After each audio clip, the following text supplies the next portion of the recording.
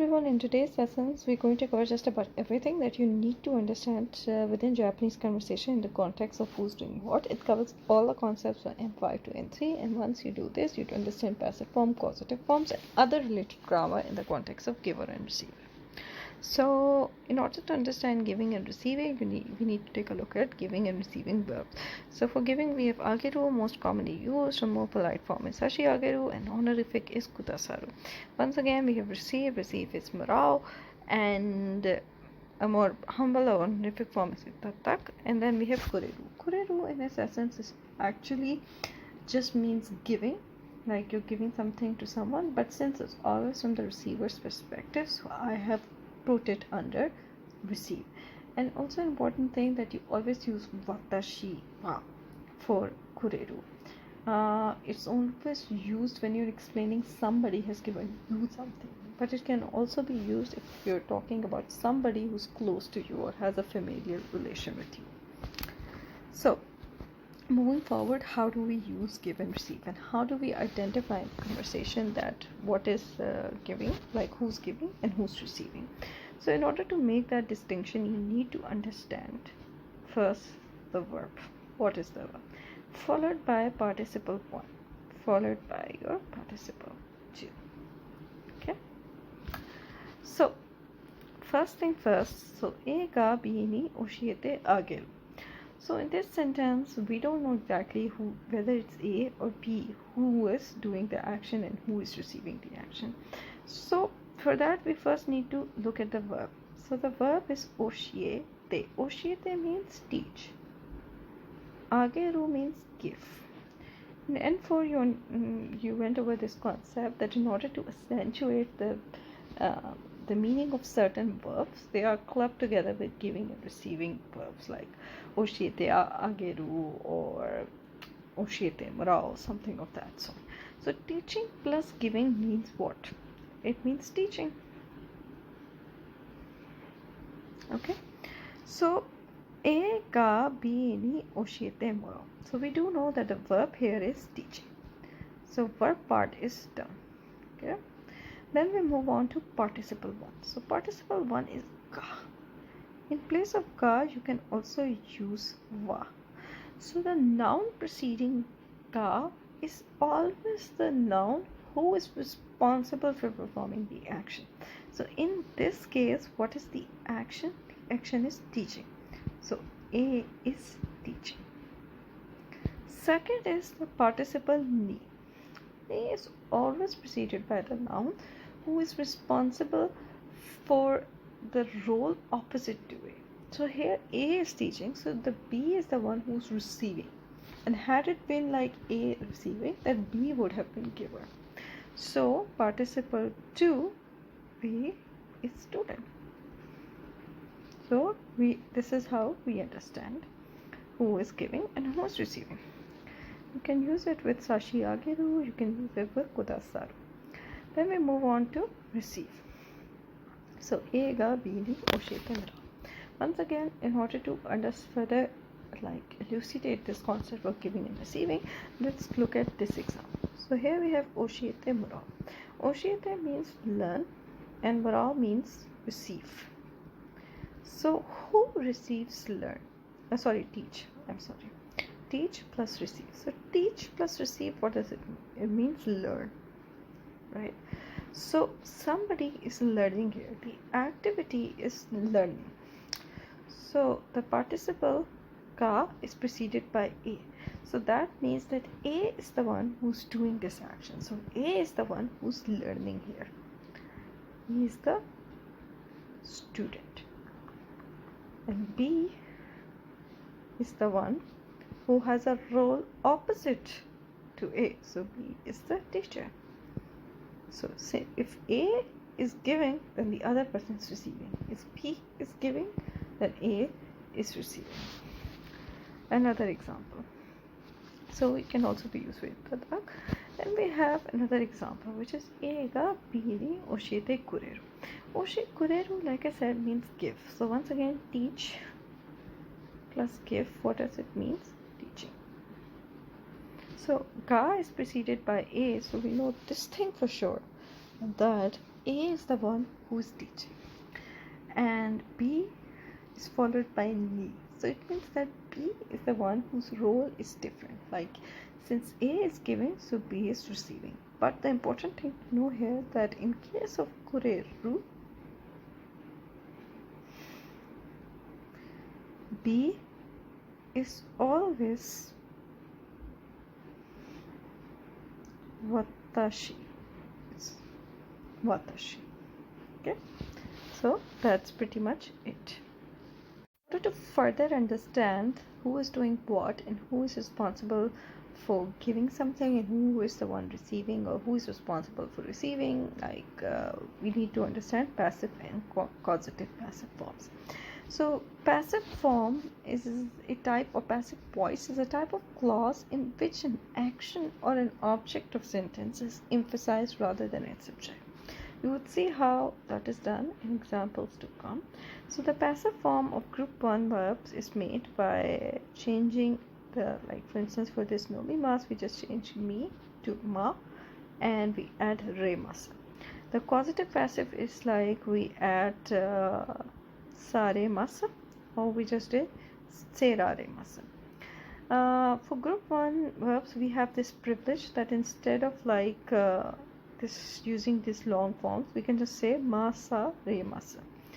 So this is the privilege. So tabe mas, in case of tabe mas, we just simply insert rare between tabe and mas. Or if polite, you just can use tabe rare ru.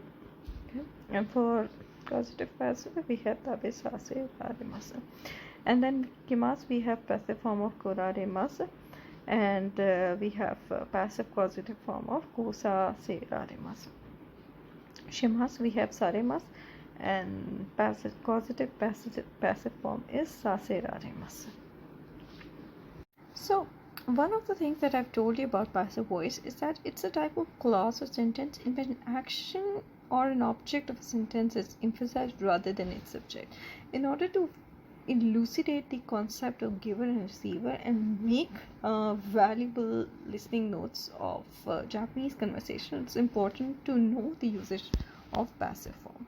So a simple sentence that teacher pays attention to students would be sensei ga gakusei o chui suru. So in order to understand that how this sentence can be used in passive form, because Japanese are quite habitual of using passive forms. In English conversation, passive form is usually looked down, but in case of Japanese, it's used on daily basis, and sometimes it can get really confusing. So in order to change it to passive form, you need to first look at the English sentence. So teacher pays attention to student. So the action is paying attention, and who is doing this action? Teacher is doing action. The passive is that students are noted by teacher. So what is the action here? The action here is being noted. And who is the one who is the main target of this action, or the one who is sort of doing this action? That are students. Like students are being noted. And who has the other role? That would be the teacher. So the first thing we need to do is change the verb to passive. Second is adjustment of participles, and third is being noun. So here teacher was doing the action, the teacher was paying the attention. But now in this passive form, you flip the sentence as that being noted is an action. So being noted is an action that directly corresponds to students. So how would this be? So first and foremost, we would change chui suru. So suru verbs ending with suru, we know that it would be chui sase ra re ru. But another interesting thing about suru forms is that you can also, just like group 1 verbs, you can just use, instead of sase ra re ru, you can just use sare ru. So chui sareru. So we change the verb to passive form, and then we talk about participles. So who is the one who directly corresponds to the action? Student. So what would happen is that gakusei would be gakusei ga sensei ni chui saseru. sareru, sorry. Okay, so this is how you understand that who is doing what action. Through proper exercise you'd be able to understand more patterns, but for now this is how it is used.